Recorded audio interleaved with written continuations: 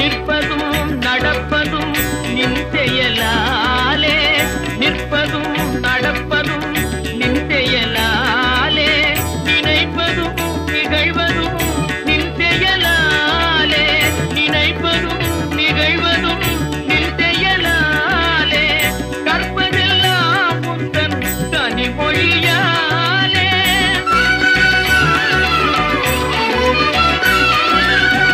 கற்பதெல்லாம் உந்தன் கனிமொழியாலே,